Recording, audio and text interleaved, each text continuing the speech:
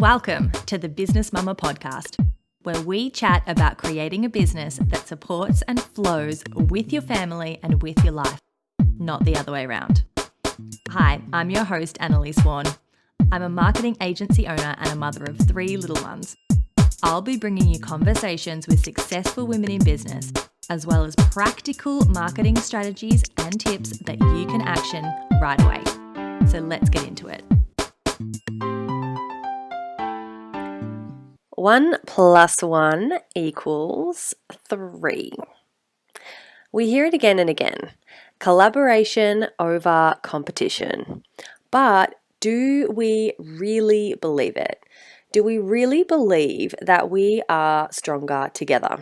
Well, I do. In today's day and age, with social media at the core of our businesses and millions of other accounts to compare ourselves to, it's easy to let limiting beliefs creep in. It's easy to think that all of these other amazing accounts are our competition and that we have to be better and that there's not enough pieces of the pie for all of us. I used to think this because working in corporate, there was only one manager or CEO or fill in the blank. But I realized that in business, when I began working with mums, that it didn't have to be that way. I realized that my friends and I all wanted each other to succeed. And I knew that all of these other women are just friends that I didn't know yet. So why wouldn't I want them to succeed as well? So I started reaching out to others in my industry or related industries and found out that I was right. We're all just ambitious women who all want the best for our families and our clients and our friends. And it also really highlighted how different we all are. So even though we may call ourselves the same thing, so, business coach or digital marketer or fitness professional, whatever it is, we all have different experiences and different strengths and different personalities and a different way of doing things. And that is beautiful. As humans, we're naturally attracted to people that are similar to ourselves or to our future ideal selves. So we naturally feel drawn towards a certain type of person. And this is true in personal relationships and in business relationships. In business, our clients, our ideal clients, are often versions of ourselves. If we have a product, then it's likely that you found something that you wanted or needed or loved, and you thought that other people would also want and need and love it as well. And that was the spark of your business idea. If you have a service-based business like coaching, your clients are likely going to be prior versions of you. You are your client, just further down the road, so you can help them avoid the pitfalls and the time spent that you did. I know that that is true for me. I mentor mums in business who want what I have, a 6-figure business where their husband doesn't work anymore or works inside the business with them. And that's what they want. And they're the people that I mentor, people that are, me, but a few years back. So if you're a photographer or something like that, or a lawyer or a graphic designer, then you may not be targeting a version of yourself. However, the clients that are attracted to you are probably like you in some way, either culturally or experientially or personality based.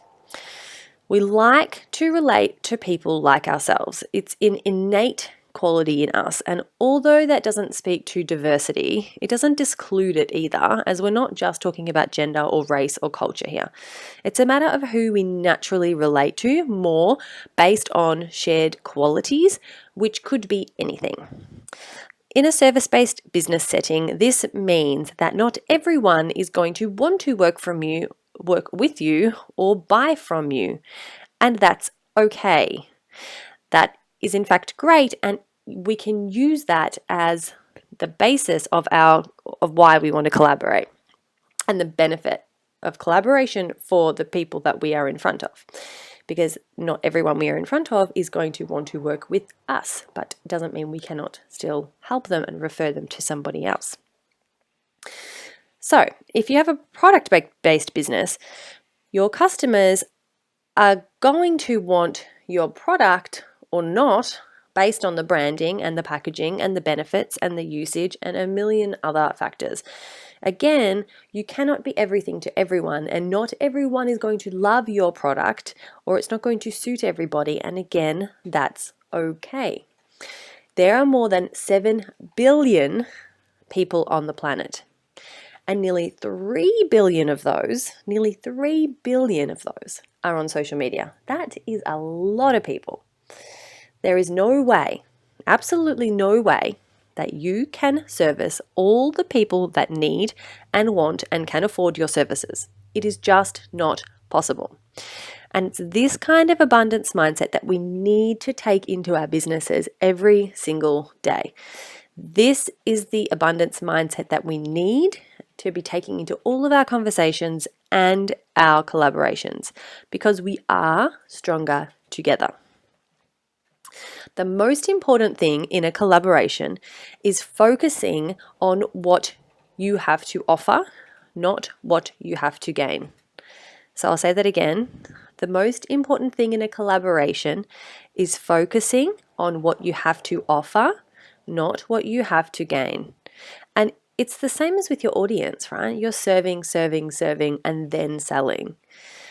I believe that we need to go into every relationship, business or otherwise, with a servant heart. So how can we help? We were put on this earth to make an impact, to make a difference. And to do that, we need to be different. How do we be different in this crazy, rat race world? Then we do it by putting others before ourselves.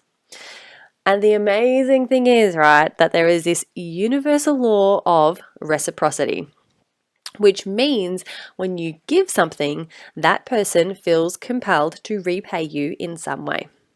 It starts this wonderful loop of appreciation and giving where everybody wins.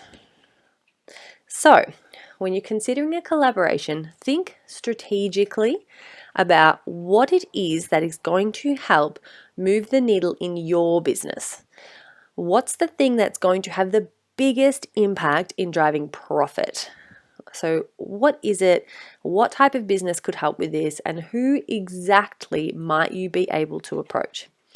So sit down and really think about it. Brainstorm, scribble, journal, walk and think, whatever it takes to wrestle this concept out and get clear about the best options for your business right now. So who gets you another step or 10 further down the road? What gets you another step or 10 further down the road? Once you've decided what and who it is that you should get in touch with, think about the prospect from their point of view. What are the things that you can offer them, either your product or your service, or your connections, or your insight, or your experience, or your work ethic? It could be anything. And think about those things that you are going to go in with. You may have a few ideas, but you're probably not going to know exactly what it is that that person needs most until you actually speak with them. So give it some thought and then have a few options to offer, but don't be too caught up with exactly what this looks like just yet. The next step is reach out. Now, this is the potentially scary step because we're putting ourselves out there, and potentially other people are not thinking in this collaborative point of view and maybe the competitive point of view and may not be open to this, and that's okay. We can't be too attached to that. Again, there's lots of people.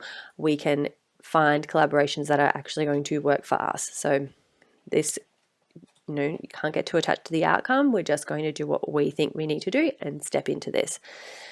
So the best way that I found to do it is to just keep your message them. So message them, keep your messages really short and sweet. Explain your idea, what you could potentially offer, and then just request a chat. Then you've left it open to them. I normally send a Calendly link so that they can book a time to chat with me in my calendar. You can do that really easily, calendly.com. It's free to just have one link that attaches to your calendar. And then when you talk, just be yourself. Just be your lovely self. Think about the other person more than you do you, and you will be golden.